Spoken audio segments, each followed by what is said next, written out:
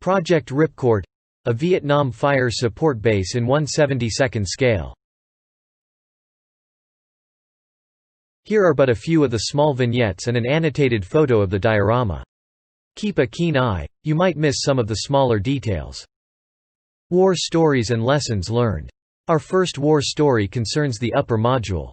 When we assembled it, we secured the layers of foam with deck screws after we stuck the layers together with the adhesive.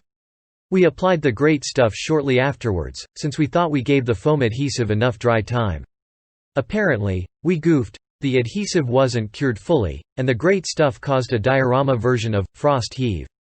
A few minutes with some saw blades and adhesive cured the issue, and once covered with a layer or two of great stuff, you'd never know it happened. The second war story also concerns the hilltop. As we were reviewing the photos we had, comparing them to the maps and information we managed to locate, we realized that something was amiss. After careful consideration, we were under the impression that we had done one of two things: 1. Misinterpreted some contours on what was an admittedly outdated map. 2. We built the wrong hill. As we compared the mountain we built to several photos we uncovered, we decided that there was an easy fix. We simply removed about 4 layers of the hilltop module, including the layer that got displaced by our haste with the great stuff earlier, and added more great stuff to certain areas of the lower module to obtain the proper contour. Now, we don't advocate the use of large quantities of great stuff. In thicker layers, the outgassing foam at the bottom of the layer tends to create bubbles that get trapped in the upper layers of thick applications, creating a Swiss cheese effect that is exposed as you shape the mound. Of course, those holes needed to be filled with more, you guessed it, great stuff. Next time, as if there will be a next time, the fix will involve recreating the contours on pink foam and fitting it into the existing construction as an auxiliary module. Great stuff led to another minor issue.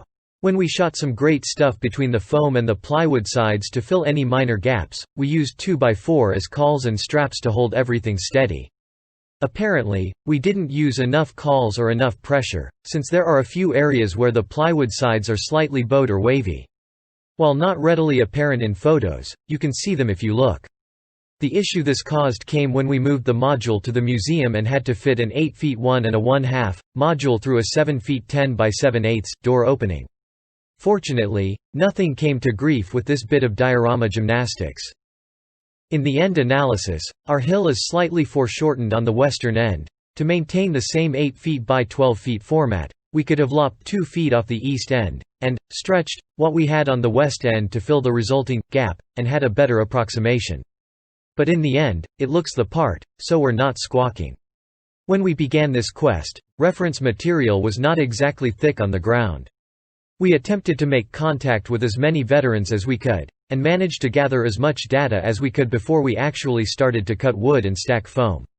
However, as with every research project, as we progressed to several points of no return, we would receive more information.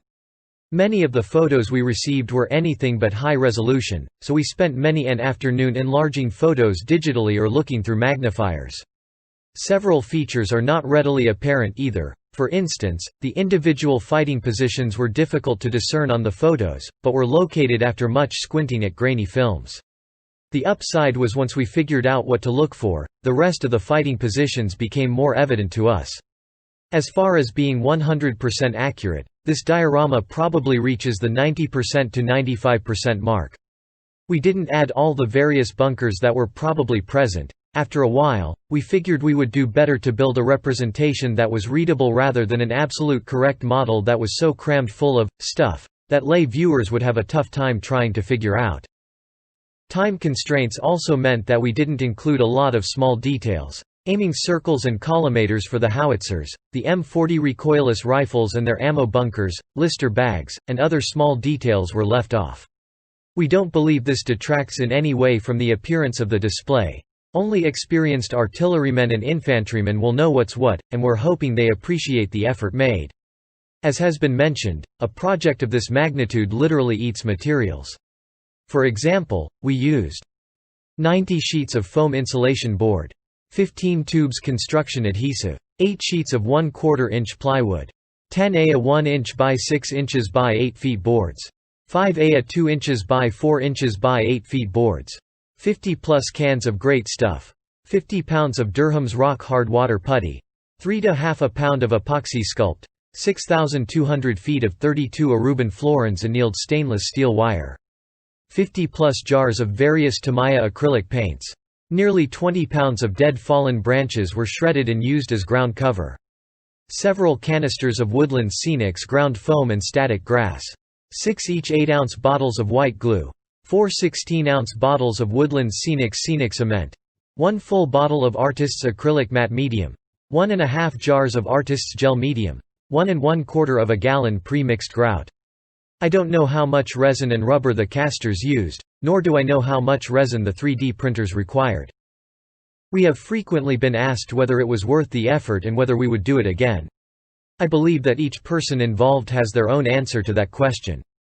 We each gave to the project as we were able, and each of us took away what we chose to take with us. From a purely model building standpoint, there was a lot to do, and a lot to learn. Some of us have been doing this for years, yet we discovered new ways of doing things, or realized that old school is still the best school. For some of the guys new or returning to the hobby, the teaching opportunities were rife, and they all walked away with new skills to build upon if they chose to do so. From the perspective of someone who enjoys researching and writing about history, the juice was certainly worth the squeeze for me.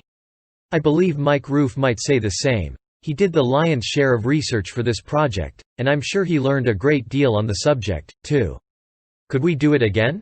Certainly. We know a lot more, collectively, than we did when we started. But would we take on a project of this magnitude again? I'll give you the same answer I gave people in 2016 after being involved in hosting the AMPS International Convention in April and the IPMS USA National Convention in August of that same year. Ask me later. Like 20 to 30 years later.